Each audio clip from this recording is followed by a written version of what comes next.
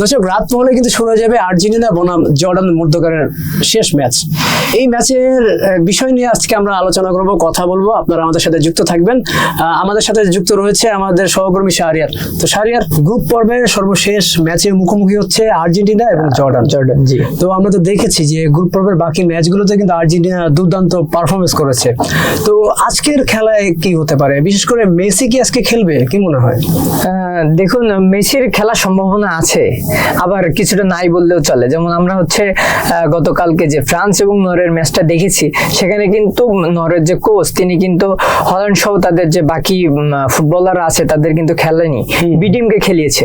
তো এমনও হতে পারে যে মেসিকে কিছুটা রেস্ট দেওয়ার জন্য হয়তোবা স্কালোনি তাকে না খেলাতেও পারে বা অথবা সাব করতে পারে শেষের দিকে। আবার আরেকটা জিনিস হচ্ছে মজার বিষয়, যেটা মেসির তো যে নিজস্ব যে অর্জন, যে গত ম্যাচে 2 ম্যাচ ধরে সে 5টি গোল করেছে, তো সে সেই গোলের ধারাবাহিকতা রাখার জন্য হয়তোবা খেলতে পারে।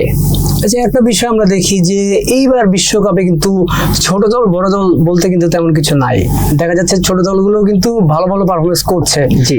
এখন যদি আর্জেন্টিনা বি টিম নামায়, সেই ক্ষেত্রে কি ঝুঁকিপূর্ণ হবে কিনা? কেননা আমরা দেখেছি মেসি ছাড়া কিন্তু আদার যে প্লেয়ার রয়েছে তারা কিন্তু পারফরমেন্স তেমন ভাবে কিন্তু করে দেয়। জি।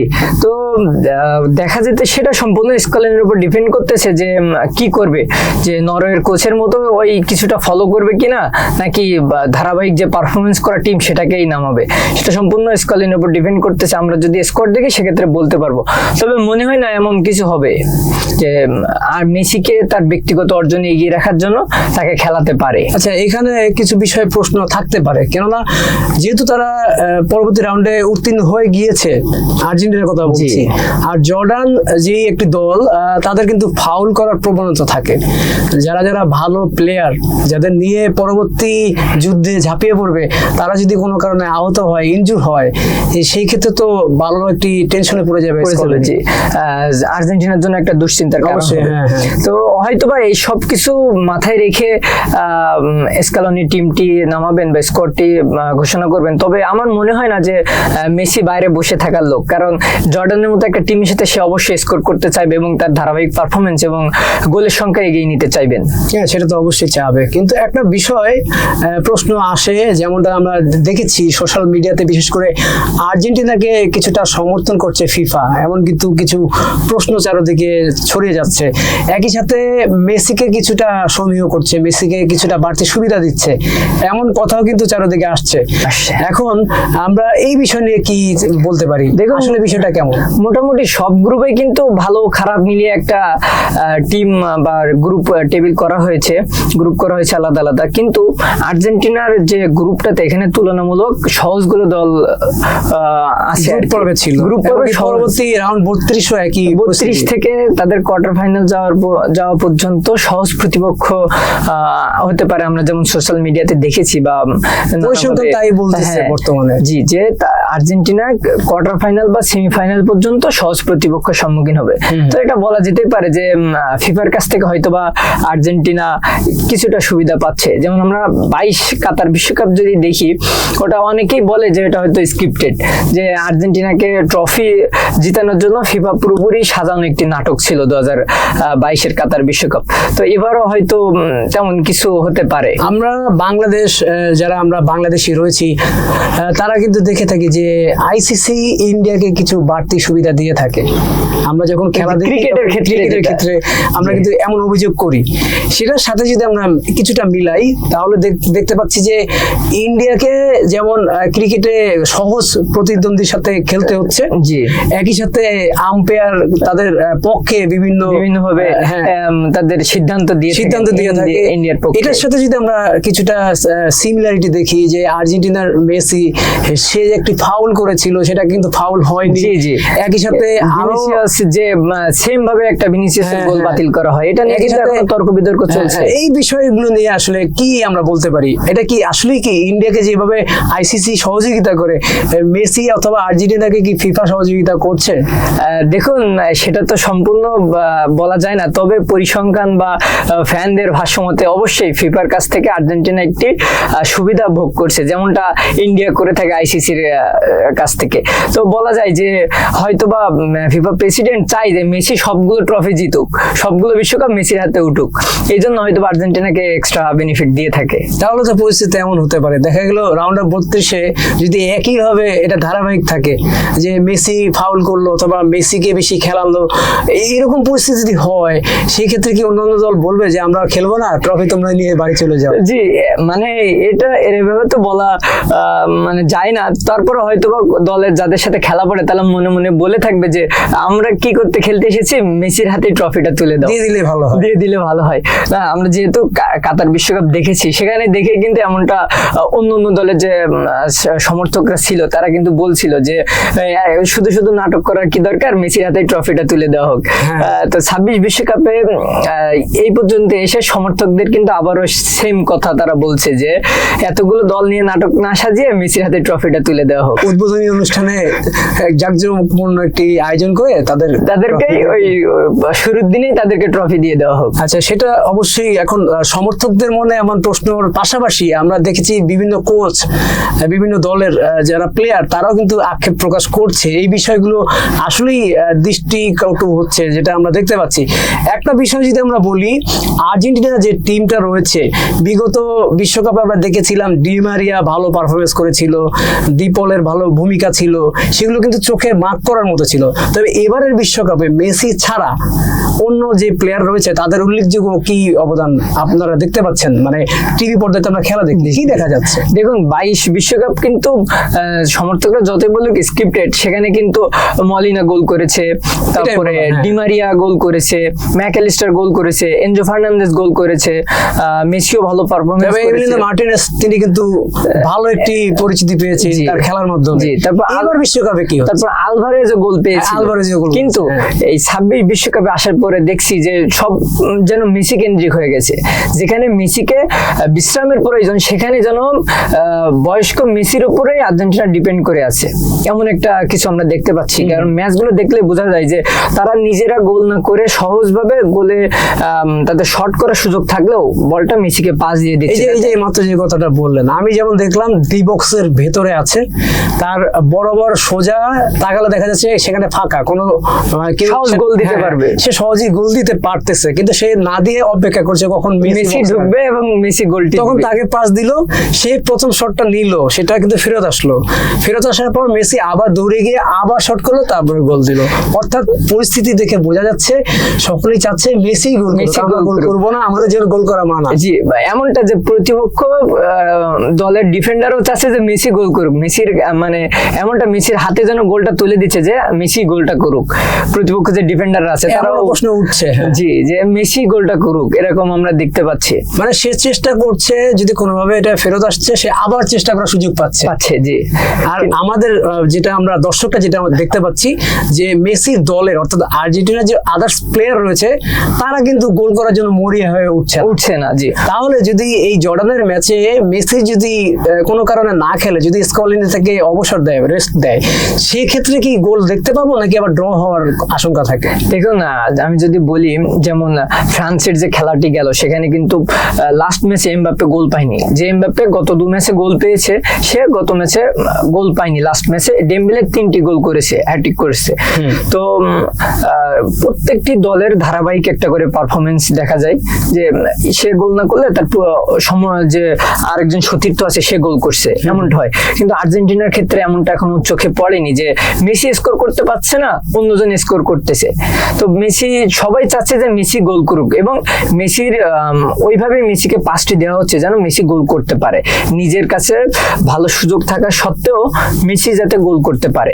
যেমন আমি যদি আপনাকে বলি যে আলমাদা যেভাবে বলটিকে লুজ করে মেসির জন্য একটা প্লেস করে দিয়েছিল, ওটাকে কিন্তু আমরা মেসি জোন বলে থাকি। তো ওখান থেকে কিন্তু মেসি খুব সহজে গোল করেছে।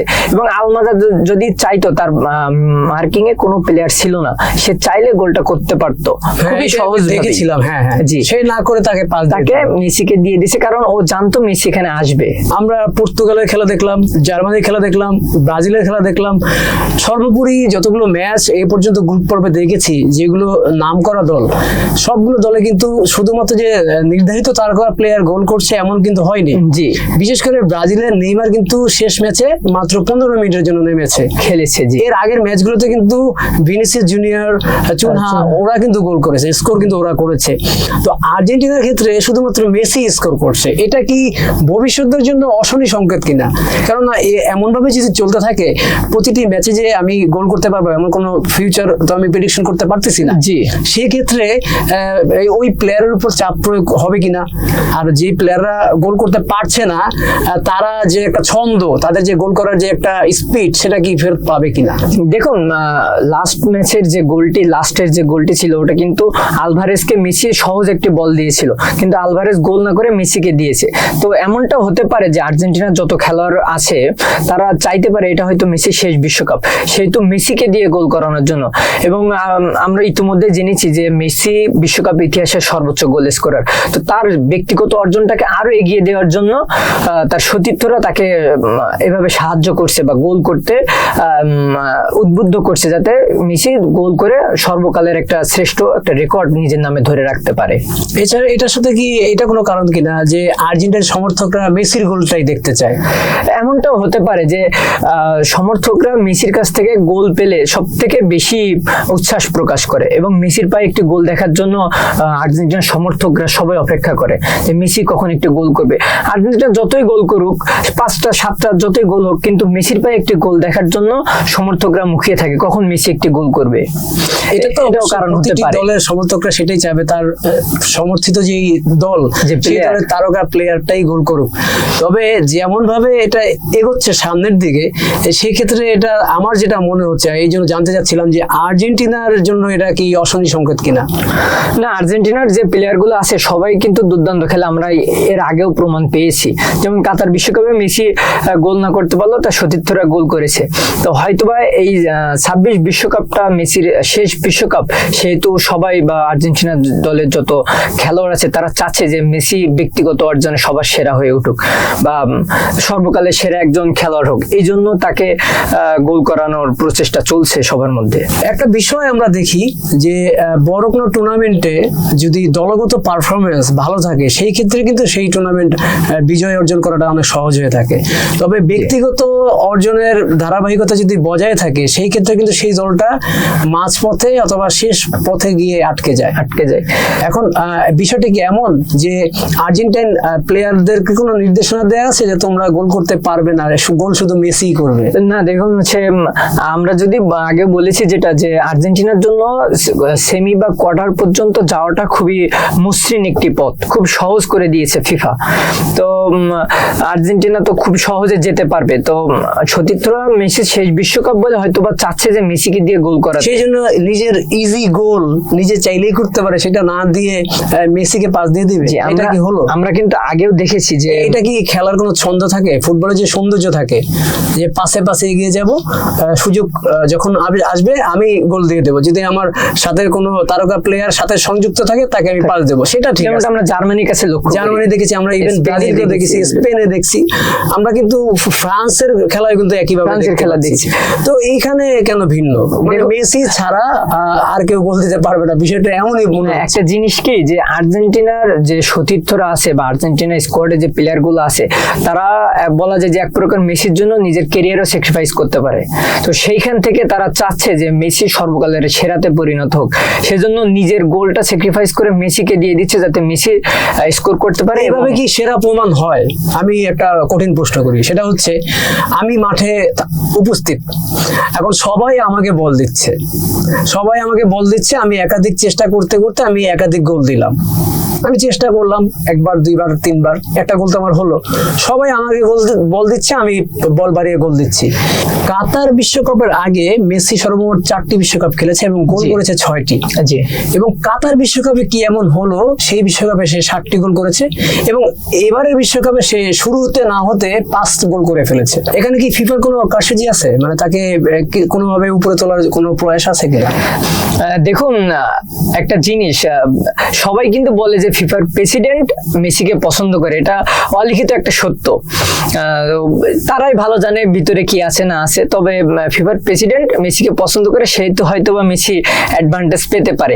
আর যদি অন্যভাবে দেখি তাহলে দেখুন ভালো ভালো যে তারকা প্লেয়ার গুলো আছে, যদি এমবাপ্পের কথা বলেন, রোনাল্ডো আছে, ভিনিসিয়াস আছে, তারপর হাল্যান্ড আছে, এরা কিন্তু ধারাবাহিক গোল করছে। তবে আরেকটা জিনিস যেটা আমি বলতে চাইবো যে এই বিশ্বকাপে অনেকগুলো দল, সেক্ষেত্রে প্রতিপক্ষকে সহজ পাওয়ার ফলে হয়তো বা গোল সংখ্যা বেশি হচ্ছে। আমরা যুবক বয়সের মেসিকে দেখেছি একের পর এক ব্যালন ড'র পেয়েছে, তার একটা উত্থানের সময় ছিল। সেই সময় বিশ্বকাপে তাকে কিন্তু তেমন একটা গোল করতে আমরা দেখিনি। তবে এই বৃদ্ধ বয়সের যে মেসি, এই সময় সে একের পর এক গোল করে যাচ্ছে। এই গোলের পিছনে কি তার নিজের ভূমিকা রয়েছে, নাকি তার দলের যে সতীর্থ রয়েছে তারাই তাকে দিয়ে গোল করাচ্ছে? দেখুন, আপনি যেটা বললেন যে যখন মেসির উত্থান হয়েছে, মেসির উত্থান তো বার্সেলোনা থেকে হয়েছে, যখন মেসি বার্সেলোনায় খেলতো তখন হচ্ছে তার যে সতীর্থরা ছিল তাকে গোল করতে বা তার এই অর্জন আনতে সাহায্য করতো, বা তখন তারা একটা ধারাবাহিক পারফরমেন্স করতে, একটা দলগত সেই পারফরমেন্স করতো। বার্সেলোনায় তো আমরা আরো একাধিক তারকা প্লেয়ারকে দেখেছি, জি। জাভি, ইনেস্তা, তারাও তো ছিল, নেইমার ছিল, সুয়ারেজ ছিল, সবার একটা তারাও কিন্তু স্কোর করতো। সেখানে যে মেসি একাই করতো এমন কিন্তু না।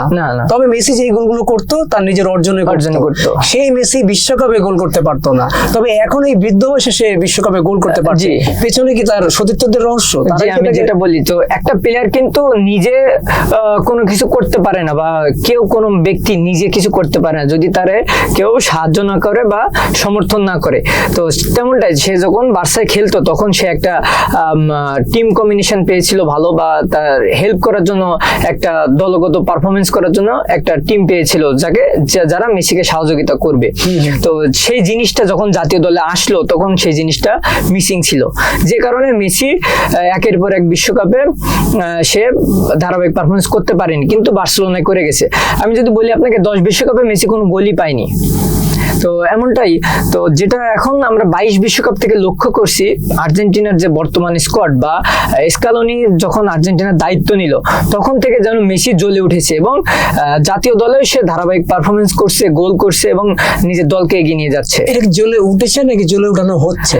হ্যাঁ জি, যেটা বলেছি, তো স্কালোনির কিছু সহযোগিতা থাকতে পারে, আবার তার যে সতীর্থরা এখন বর্তমানে খেলছে আর্জেন্টিনার স্কোয়াডে, তারাও কিন্তু মেসিকে অনেকভাবে সাপোর্ট করছে যে গোল করতে, বা মেসি, আপনি দেখবেন যে মেসি কাতার বিশ্বকাপ থেকে একটা জিনিস খুব ভালোভাবে লক্ষ্য করবেন যে মেসি খুব বেশি দৌড়াচ্ছে না, এক জায়গায় স্থির দাঁড়িয়ে থাকছে, পায়ে বল দিচ্ছে, সে গোল দিচ্ছে, অথবা সে গোল দিতে সাহায্য করছে, এমনটা দেখবেন। তো বলতে পারেন যে মেসির কেরিয়ার বা মেসির যে গ্রো করার জন্য, মেসিকে কেরিয়ার এগিয়ে নিয়ে যাওয়ার জন্য তার সতীর্থরাই বড় ভূমিকা পালন করেছে।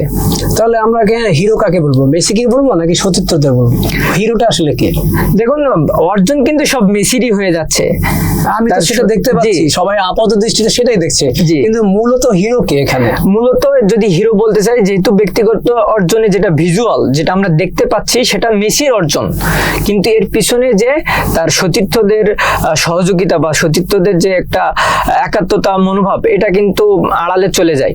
তো আমরা দিন শেষে কি দেখছি যে মেসি স্কোর করতেছে, মেসি গোল করতেছে, মেসি এগিয়ে যাচ্ছে, কিন্তু তার টিমের যারা সতীর্থ আছে তাদের যে একটা ভূমিকা আছে এই মেসিকে জ্বলে ওঠার জন্য বা মেসির ক্যারিয়ারে এগিয়ে যাওয়ার jন্য, এটা কিন্তু দিন শেষে আপনার লাইমলাইটের পেছনে পড়ে যায়। এবং এটা কি আর্জেন্টিনার জন্য ক্ষতিকর না? কেননা মেসি তো একটা সময় অবসরে যাবে, এভাবে যদি চলতে থাকে তো প্লেয়ার বের হবে কিভাবে? সেক্ষেত্রে কি আর্জেন্টিনা ভবিষ্যতের জন্য বিপদে পড়বে কিনা? আমরা যদি ব্রাজিলের দিকে তাকাই, আমরা যদি ফ্রান্সের দিকে তাকাই, জার্মানির দিকে তাকাই, তো এগুলোর সাথে যদি আমরা সমসাময়িক আলোচনা করি, বিশেষ করে বাংলাদেশে ব্রাজিল এবং আর্জেন্টিনার সমর্থক বেশি, তাই আমরা ব্রাজিলকে একটু প্রাধান্য দিয়ে এটার সাথে কম্পেয়ার করব। ব্রাজিলে আমরা ধারাবাহিকভাবে কিন্তু বিভিন্ন তারকা প্লেয়ারকে আসতে দেখছি, ইভেন নেইমারকে এইবার বিশ্বকাপে নেবে কিনা সেটা নিয়ে সন্দেহানে ছিল, কিন্তু নিশ্চিত ছিল না। তো সেই ক্ষেত্রে যদি বলি, ব্রাজিলে কিন্তু ধারাবাহিক প্লেয়ার আসছে, স্কোর করছে, সেটা কিন্তু বিশ্বকাপে আমরা দেখতে পাচ্ছি, এবং ভবিষ্যতে তারকা প্লেয়াররা আসছে এবং যাচ্ছে। তো আর্জেন্টিনার ক্ষেত্রে যদি আমরা বলি, ম্যারাডোনার পর আরো একাধিক কিংবদন্তি ছিল, তবে এমন কিংবদন্তি ছিল যাদের নাম এখন কিন্তু অনেকের মনে আসে। মেসির জন্য আর কি তাদের ধামাচাপা পড়ছে। এখন মেসি যখন চলে যাবে তখন এই আর্জেন্টিনা কি করবে? দেখুন, আর্জেন্টিনা একটা প্রতিভাবান খেলোয়াড় খেলোয়াড় ছিল দিবালা, সে কিন্তু মেসির জন্য সে জাতীয় দলে, সবাই সমর্থকরা বলে থাকে যে মেসির জন্য দিবালা জাতীয় দলে সুযোগ পায় না। তো পরবর্তী জেনারেশনে হয়তো মেসির পরে দিবালাই হাল ধরতে পারতো, কিন্তু কয়েক বিশ্বকাপে সে এই বিশ্বকাপে তো সে স্কোয়াডে নেই। আমরা 22 বিশ্বকাপে দেখেছি সে পেনাল্টি থেকে গোল করেছে এবং গুরুত্বপূর্ণ মুহূর্তে দলের হাল ধরেছে, কিন্তু 26 বিশ্বকাপে এসে তাকে দলে রাখাই হয়নি। তাকে কেন রাখা হয়নি? আমরা যদি অন্যান্য দলের সাথে কম্পেয়ার করি, কোচ যে ট্যাকটিক্স থাকে সেখানে দেখা যায় যে প্লেয়ারকে কিন্তু শাফল করানো হয়, চেঞ্জ করানো হয়।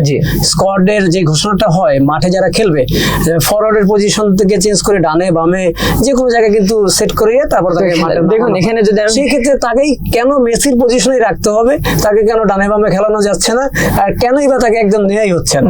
দেখুন মেসি যদি মাঠে থাকে সেক্ষেত্রে প্রতিপক্ষ প্লেয়াররা অনেকটা চাপে থাকে এবং মেসির কারণেই 3-4টা প্লেয়ার মেসিকে কভার করতে যে ব্লক করার জন্য 3-4টা প্লেয়ার মেসির সাথে থাকে সবসময়। এটা কিন্তু আর্জেন্টিনার বড় একটি অ্যাডভান্টেজ। আবার যদি বলি আপনাকে যে স্কালোনির খুব পছন্দের একজন খেলোয়াড় মেসি, আবার যেটা আমরা বলছিলাম যে ফিফার প্রেসিডেন্টেরও প্রিয় খেলোয়াড় মেসি, এটাও হতে পারে। কিন্তু স্কালোনি হয়তো এই জিনিসটা ফলো করে যে মেসি যদি মাঠের মধ্যে থাকে তাহলে প্রতিপক্ষের খেলোয়াড় মেসিকে নিয়ে ব্যস্ত হয়ে যাবে। মেসি থাকলো, মেসি তার জায়গায় থাকলো, দিবালার কথা যে বললেন তাকে কি ডানে বামে নামানো যেত না? আমরা তো ব্রাজিলে দেখেছি এভাবে পরিবর্তন করে তো সফলতা পেয়েছে। ফ্রান্স, জার্মানি, আদার্স যে দলগুলো রয়েছে সেখানেও কিন্তু কোচ সফলতা পাচ্ছে। তাহলে মেসিকে রেখে আরো ভালো যে উদীয়মান প্লেয়ার রয়েছে তাদের ডানে বামে নামিয়ে কি খেলাতে পারতো না? দেখুন দিবালার কথা যদি বলি, সে তার লাস্ট কয়েক, আর সে কি উল্লেখযোগ্য মাপের কি অমন পর্যায়ের কি প্লেয়ার আসলে হয়েছে? যদি এটা এমনই হতো, আমরা দেখেছি তার ক্লাবে কিন্তু অনেক পরিবর্তন হয়েছে। জি, ক্লাব পরিবর্তন হচ্ছে, তার ছুটে পিছনে যাচ্ছে, সেখানে তার মেসি না। দিবালার কথা যেটা বললাম যে সে কাতার বিশ্বকাপে একটা ভালো পারফরমেন্স করেছে, সেই তো কথাটি আসছে এখানে। তো তার ক্লাবের গত বছর বা তার আগের বছর 2-1 সিজনের পারফরমেন্স খুব একটা ভালো না থাকার কারণে হয়তো বা স্কালোনি তাকে দলে রাখিনি। তবে সে মেসির পরিবর্তে সে আর্জেন্টিনার হাল ধরতে পারতো বলা যেতে পারে। তবে তার পারফরমেন্সের কারণে হয়তো বা কোচ সন্তুষ্ট না থাকার কারণে সে দলে জায়গা পায়নি। তবে যদি আমি বলি, একটু থামাই, এইভাবে যদি আমি বলি, ব্রাজিলে হাল্ক ছিল, অস্কার ছিল, এমন কিন্তু জ্বলে ওঠার মতো প্লেয়ার আমরা দেখেছিলাম। আমার যেটা মনে হচ্ছে দিবালা হয়তো এমন পর্যায়ের কোন একটা প্লেয়ার ছিল যার কারণে তিনি দিবালোকে এখন আধারে মিলিয়ে গেছে। বর্তমানে তার আর কোনো সেই উজ্জ্বল নক্ষত্রের যে পরিবেশ সেটা এখন বর্তমানে নাই। তবে আমরা আলোচনা তো দীর্ঘ করতে পারবো না, সময় সংকীর্ণ। তো শেষ পর্যায়ে যদি আমরা আলোচনা করি, এই যে যেই দলটার সাথে খেলছে জর্ডান, তাদের খেলার পজিশনটা কেমন, মানে খেলার ফলাফলটা কেমন আসতে পারে, কতটা কঠিন পরিশ্রম করতে হতে পারে আর্জেন্টিনাকে? আর্জেন্টিনা তো গ্রুপ পর্বে 2টি ম্যাচে জিতে তারা চ্যাম্পিয়ন আছে, গ্রুপ চ্যাম্পিয়ন। হয়তোবা জর্ডানের যে সাথে খেলা, এটা হয়তোবা খুব একটা চ্যালেঞ্জ হবে না আর্জেন্টিনার জন্য।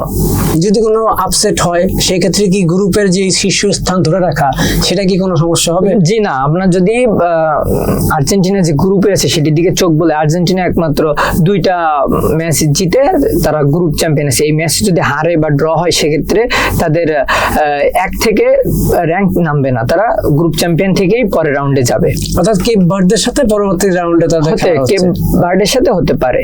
আচ্ছা, তো শেষ কথায় যদি আমরা যেটুকু বুঝতে পারলাম যে মোটামুটি নিশ্চিত আর্জেন্টিনা গ্রুপ চ্যাম্পিয়ন হয়ে পরের রাউন্ডে যাচ্ছে। এখন এই খেলায় মেসি নামবে কি নামবে না সেটা কিন্তু এখনো সন্দিহান, এটা কিন্তু পরিষ্কার হয়নি, যেহেতু আলোচনা চলছে। একমাত্র খেলার সময় কিন্তু আমরা বুঝতে পারবো মেসি খেলবে কি খেলবে না। তো আপনি যেটা বলছিলেন যে মেসির পরে আর্জেন্টিনা হাল কে ধরবে, আমরা কিন্তু দেখেছি এনজো ফার্নান্দেজ আছে, ম্যাকালিস্টার আছে, সে কি মেসির পর্যায়ে যেতে পারবে? মেসির পর্যায়ে না যেতে পারলেও আলভারেজ আছে, এরা হচ্ছে আর্জেন্টিনার হাল ধরার মতো একজন প্লেয়ার। কারণ ইতিমধ্যে আমরা কিন্তু জেনেছি যে ক্লাব ইতিহাসের সর্বোচ্চ সফল ক্লাব রিয়াল মাদ্রিদ কিন্তু এনজো ফার্নান্দেজকে তাদের দলে বেড়ানোর জন্য নানাভাবে প্রচেষ্টা চালাচ্ছে। তাদের চয়েস আলভারেজও ছিল, কিন্তু সেখান থেকে সরে এসে তারা এনজো ফার্নান্দেজের দিকে ছুটছে। তো হতে পারে যে মেসির পরবর্তী সময় মেসি তৈরি না হলেও এখন যারা খেলছে তারা আর্জেন্টিনার হাল ধরতে পারবে। তারা কি বিশ্বকাপ নিতে পারবে? বিশেষ করে আমরা যদি বলি ম্যারাডোনা বিশ্বকাপ এনে দিল, বড় একটি গ্যাপ গেল, তারপর মেসি এসে, তার মানে যেটা আমরা বুঝতে পারলাম যে আর্জেন্টিনার জন্য এমন একটি প্লেয়ার প্রয়োজন হয় যে কিংবদন্তি, যে সর্বকালের সেরার খেতাব নিতে পারে বা রাখে মর্যাদাটা। তো এমন কোন প্লেয়ার ছাড়া আর্জেন্টিনা কিন্তু বিশ্বকাপ অর্জন করতে পারে না।